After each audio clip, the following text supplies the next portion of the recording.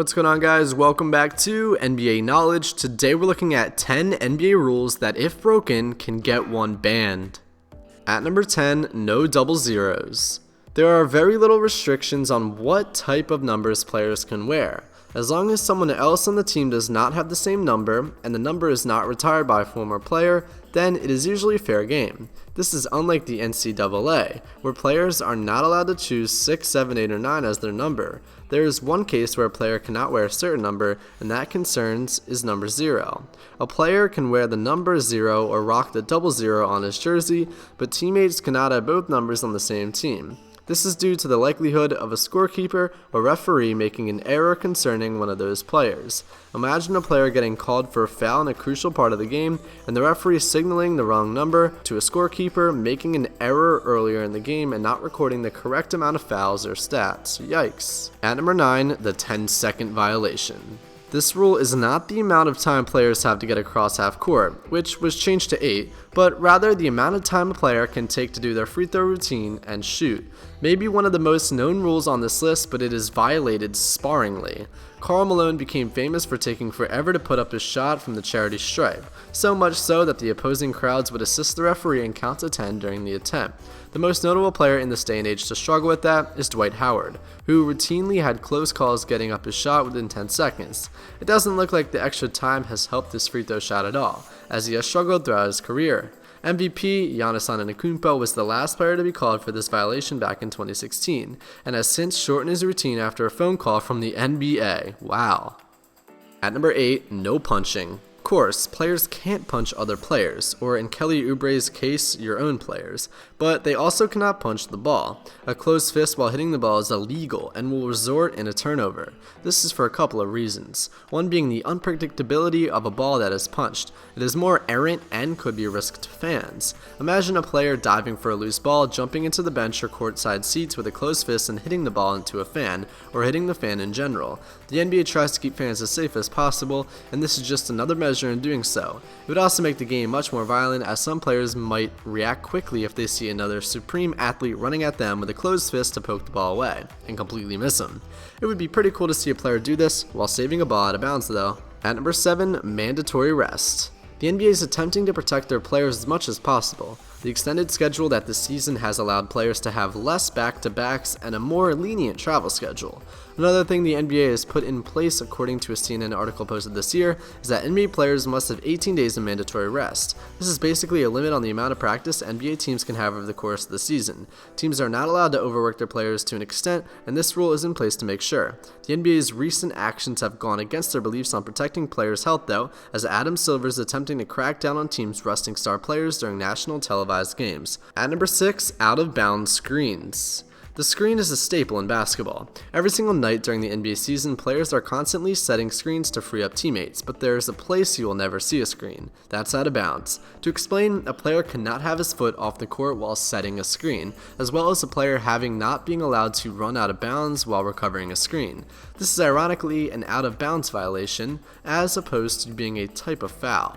NBA.com does a perfect job of explaining this rule with an example of the Hasheem Thabet attempting to free Kevin Durant with an illegal screen where he is out of bounds on the baseline. This could also be an example of a safety hazard, as NBA players would be running out of bounds coming off screens, or fans and camera crews could easily be in the way. At number 5, no Tims. David Stern's 2005 dress code reform, as a direct result of the Malice in the Palace, was outrageously strict on what players could wear in a business environment.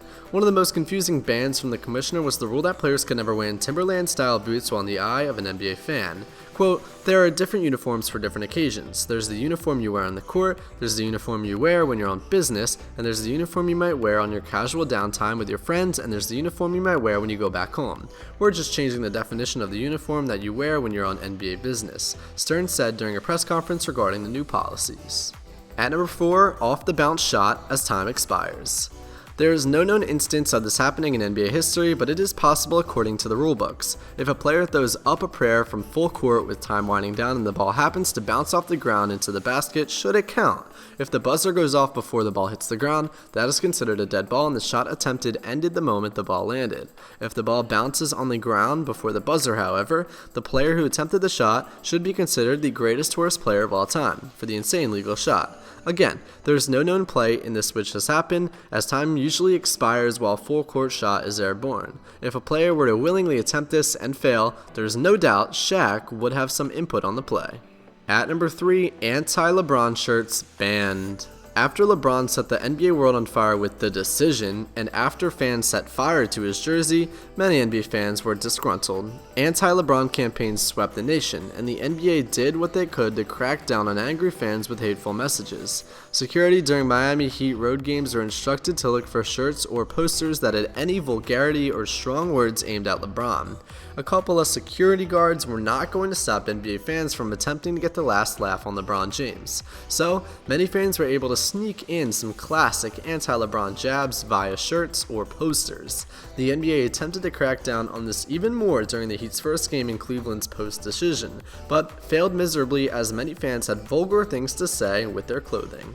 At number 2, banned shoes. There are not many shoes made for basketball that received the ban hammer from the NBA. Players can wear shoes from brands that aren't from huge companies, with proof being CJ McCollum's recent signing with Chinese company Li Ning. Athletic Propulsion Labs Concept 1 shoe is an example of one of the few pieces of athletic footwear that is not allowed. This is because of company's lock and load technology that supposedly gives those wearing the shoes an increased vertical. The league claimed that if players wore these shoes, they would have an unfair competitive advantage due to that technology. The company is not mad at the league whatsoever, as the exposure from the ban actually propelled business way more than owners Ryan and Adam Goldson could have ever imagined in such a quick time. And at number 1, the disaster draft.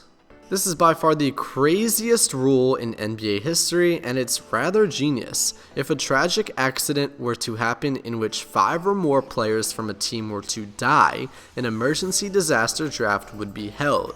Each of the other teams would only be allowed to protect 5 players, and the team affected by the disaster would be able to draft from the pool left over from the teams.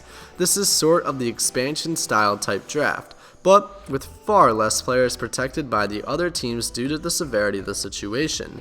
The fact that the NBA has a contingency plan if this were to ever happen is pretty crazy, and hopefully will never have to be enacted. This rule was put in place due to the almost catastrophe of the 1960s Lakers, where 10 players almost died in a heavy snowstorm. The pilot was able to somehow land in the middle of cornfield, avoided a couple disasters as well as the first disaster draft. Well guys, thank you for watching this video of NBA knowledge. I hope you gained some knowledge about the NBA, and I will see you beautiful people in the next video. Stay jiggy, peace out.